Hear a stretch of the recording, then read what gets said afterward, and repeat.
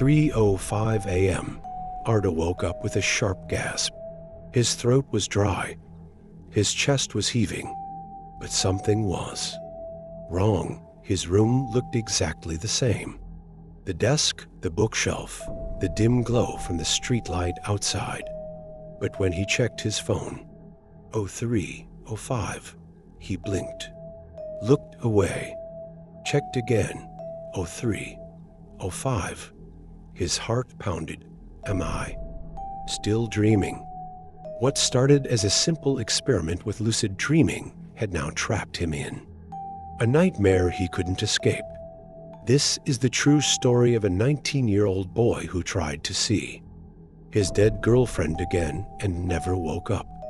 It all started with a simple desire. Arda had lost his girlfriend, Aleph, in a tragic accident months ago. The pain was unbearable. He wanted to see her again, to hear her voice just one more time. That's when he discovered lucid dreaming. Control your dreams. Shape your reality. See whoever you want. He spent weeks training. Reality checks, dream journals, meditation. Then one night, it worked. He was standing in an empty street. The air was heavy, the buildings blurred. And there, under a flickering streetlight, was Aleph. His heart stopped. Aleph?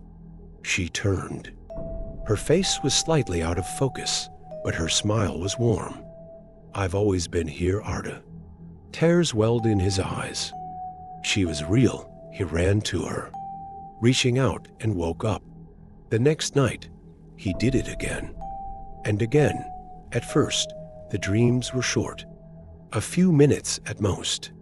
But he learned tricks to stay inside longer. He started skipping school, ignoring his friends. His mother noticed something was wrong, but Arda didn't care. Every night, he went back to his dream world with Aleph, and soon, his dreams felt more real than his waking life. One night, while sitting on the beach in his dream, Aleph asked, "Don't you want to stay here forever?" Arda hesitated. "What do you mean?" She smiled. "You don't need the real world anymore." For the first time, something felt off. The sky above them flickered like a glitch in a video game. The waves froze in place. Arda suddenly felt trapped. He wanted to wake up, but he couldn't. No matter how hard he tried, his body refused to move. He was stuck in the real world. Arda's mother found him unconscious. His breathing was normal, but he wouldn't wake up. Doctors were baffled. His brain activity was strong, showing intense REM sleep patterns. It was as if he was still deep inside a dream. But no one could wake him up. Days passed, then weeks, and in the dream world, Aleph held his hand. "You don't have to fight it." "Arda," she whispered, "just let go." His real body lay in a hospital bed, but his mind was lost in the dream forever. Aleph took him deeper into the dream world. They walked through the park, down familiar streets, through his childhood home. But something was wrong. The people he saw in his dreams didn't have faces. The sky was always a little too dark. Time didn't move forward. Arda finally realized this wasn't his dream anymore. It belonged to something else.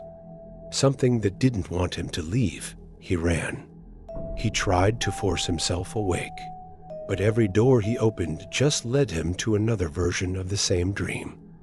And behind him, Aleph was no longer smiling. Years passed in the real world. Arda's case became a mystery. His body remained in a coma.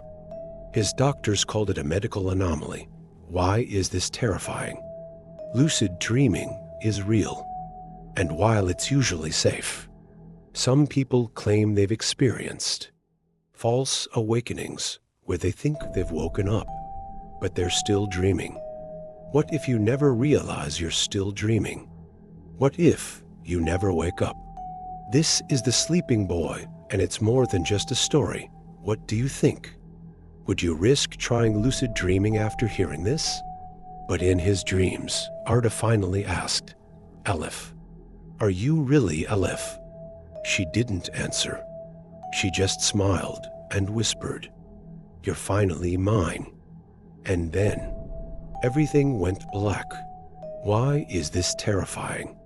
Lucid dreaming is real. And while it's usually safe, some people claim they've experienced false awakenings, where they think they've woken up, but they're still dreaming. What if you never realize you're still dreaming? What if you never wake up? This is The Sleeping Boy, and it's more than just a story. What do you think? Would you risk trying lucid dreaming after hearing this?